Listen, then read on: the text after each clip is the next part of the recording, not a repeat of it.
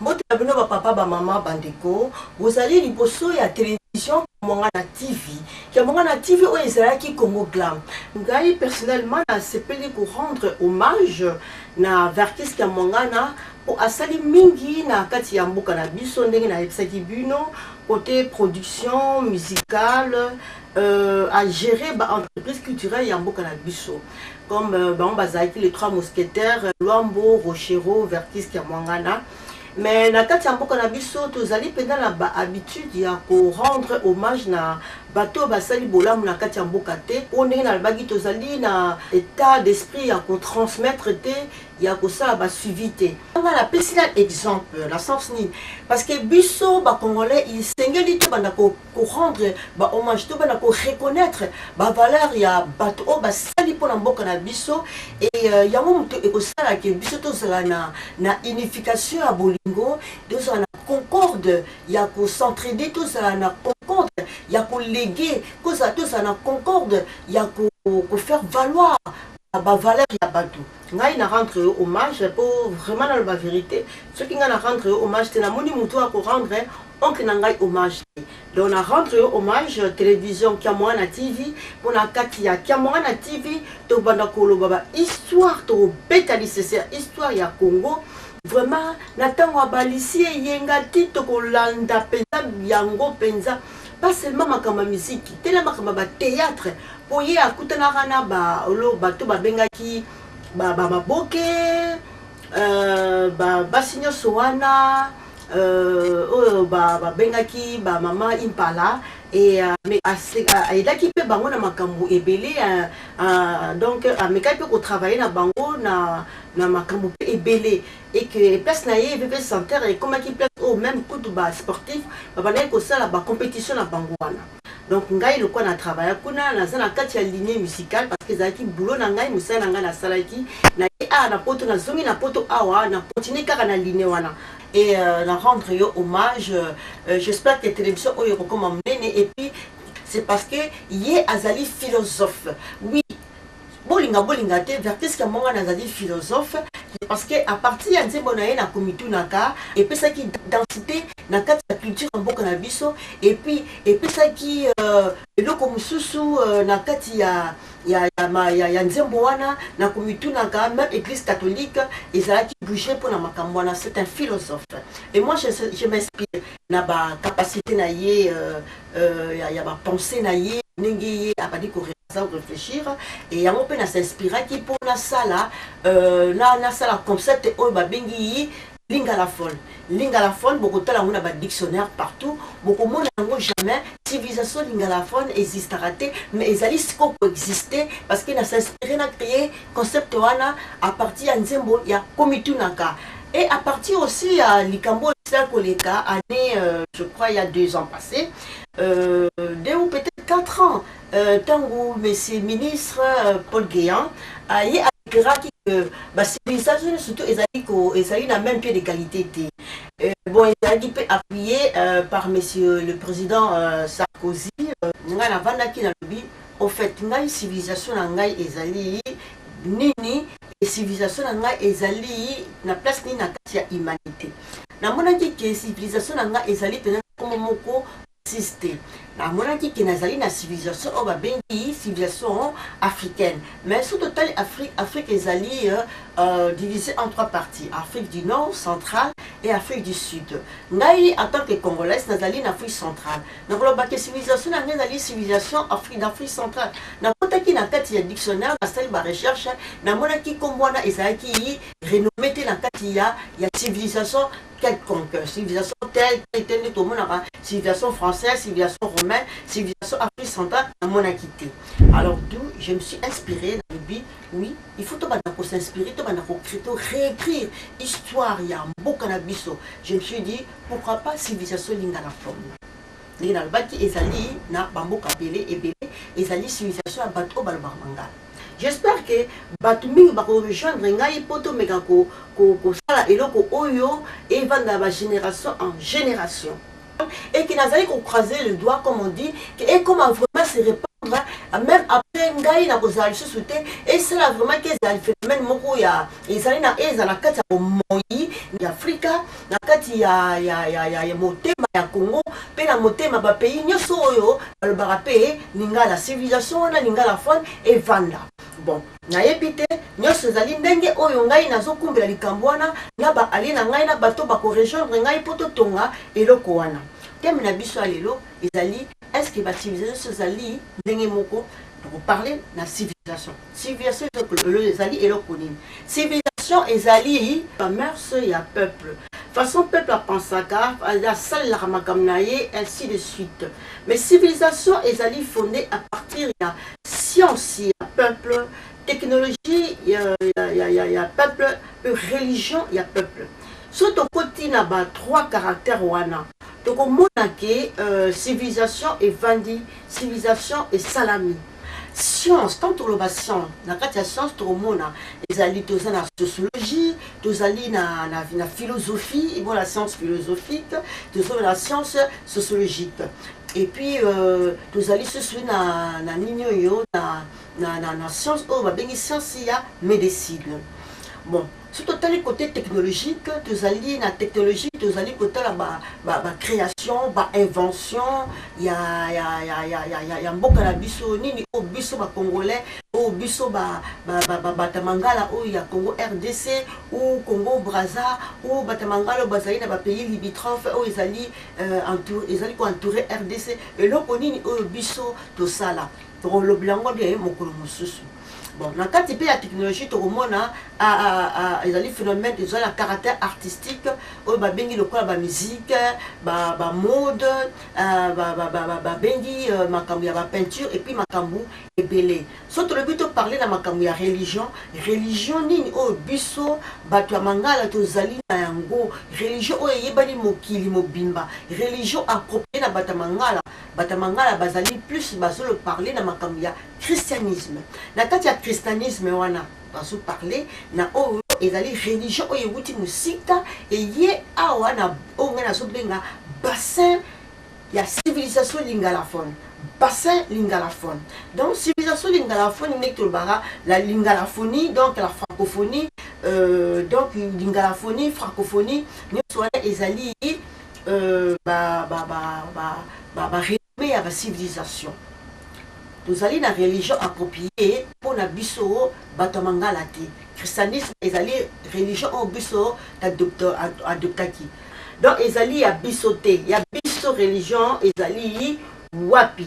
Façon oyo bakoko na biso ba s'inspiraki na divinité na bonzambe na pango. Pour à part avant civilisation wana et ya christianisme civilisation ezalaki ba koko na biso banayi pe ko penser banayi ko sa makambo pe ebele banayi ko se communiquer pe na nzambe mais façon wana ezalaki ndenge nini point d'interrogation civilisation tozali de o ya religion au biso tozali ko louer ou tozali ko mettre en pratique ezali civilisation christianisme.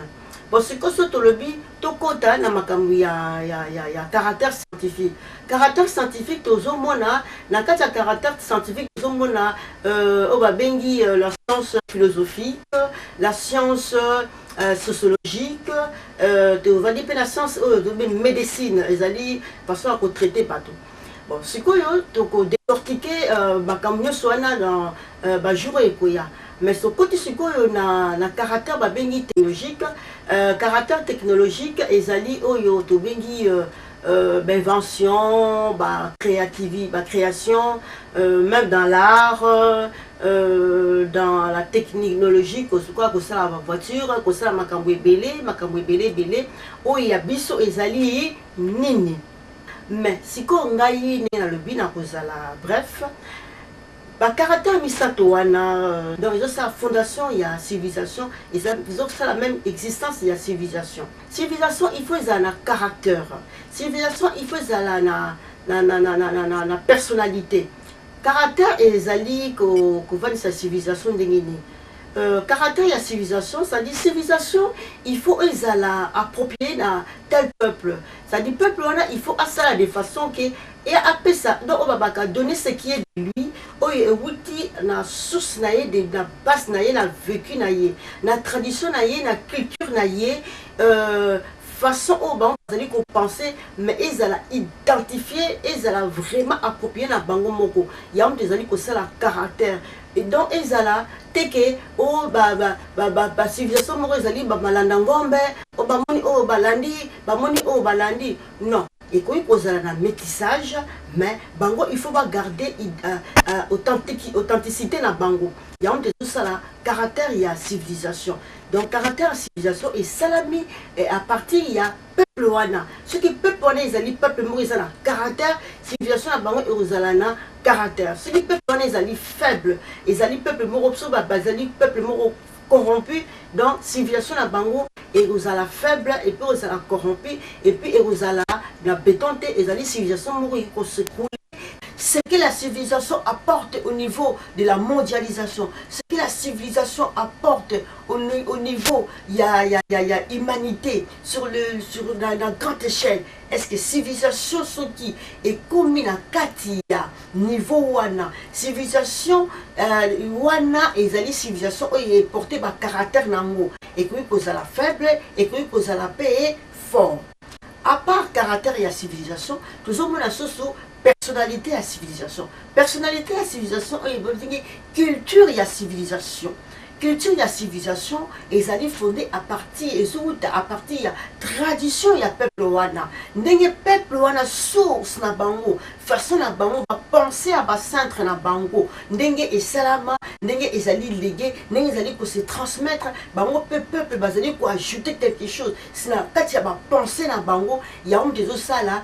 Personnalité et la civilisation na bango o babenga na bengi culture ya peuple wana. Personnalité na caractère ya on ça là que civilisation ezala babenga la civilisation à ma civilisation ezali très influent le connaît ba français va parler na civilisation na bango donc on va parler makambi ya ba tableau na bango ba Mona Lisa va parler na makambi na bango ya ba Joconde va parler na makambi ya va parler ma o ya Molière o Socrate o Beethoven ba historique wana nyoso sangisa ya on de ça là mon kilombi basolongo ba bazuta ba États-Unis ba mboka ebele pour découvrir ba histoire wana écoute na kati ya UNESCO ba komi ko yekola ngona ba école et même voir ba africain belé ba congolais belé bazali ko kota na ba université car après na ko yekola penser à Socrate ya Baudelaire ya Voltaire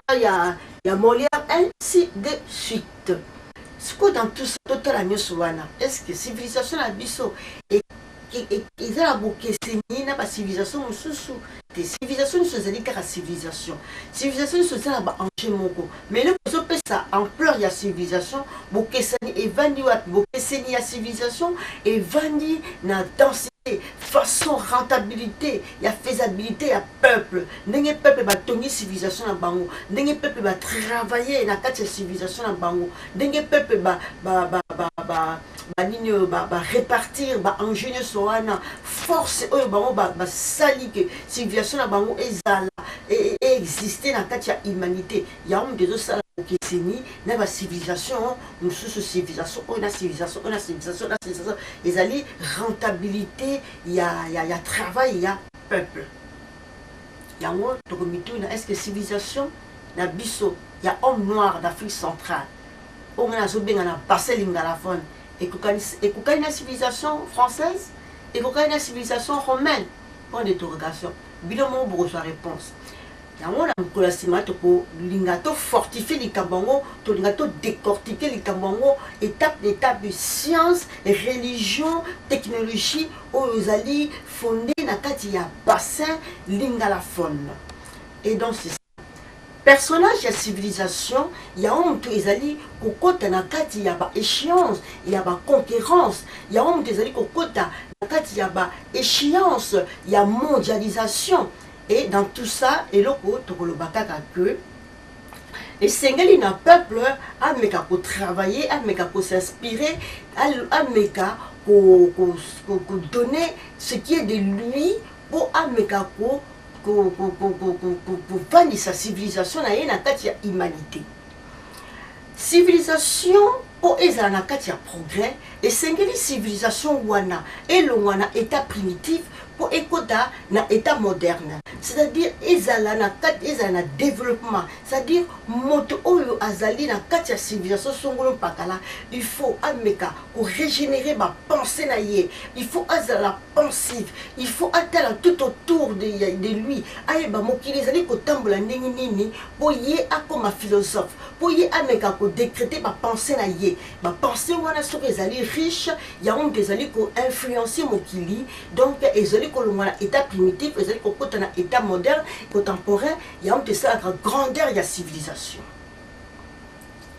Ngai natiki bino pona mokolo ya lelo to kominde mokolo mosusu oyo to ko décortiquer point sur point, to décortiquer science na kati ya civilisation, religion na kati ya civilisation, technologie na kati ya civilisation, po toyeba place na biso ya bata mangalaphone, civilisation lingalaphone, la civilisation lingalaphone, soki ezali danse, soki ezali nini, place na wana kati ya humanisme ezali nini, evandi esika nini.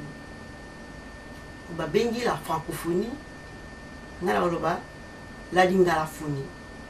La lingalaphonie ezali phénomène ya peuple lingalaphone, ezali civilisation, enjeu ya civilisation lingalaphone, et d'où esengeli ngai na s'inspirer ne loko wana pona ngai te na s'inspirer ne loko wana pona bolamu ya biso peuple moyindo, et puis nazali ko senga appel na bato oyo ba sepeli na likambo yango ba rejoindre ngai ba luka ngai na kati ya Facebook na ngai ya Janik ya Mwangana, ba komela ngai na Messenger pona zi déjà bato bele ba komela ki ngai bazali komité na ba question bele o alingi ko contacter ngai a contacter ngai na Messenger azana ba pensée aya azana ba idée aya to tonga eloko wana ezali pona biso nyonso eloko tokotikala bana na biso na tiki bino nde tokomi mokolo mosusu na bosanité baninga nanga o bazali ko soutenir ngai positivement na makambo oyo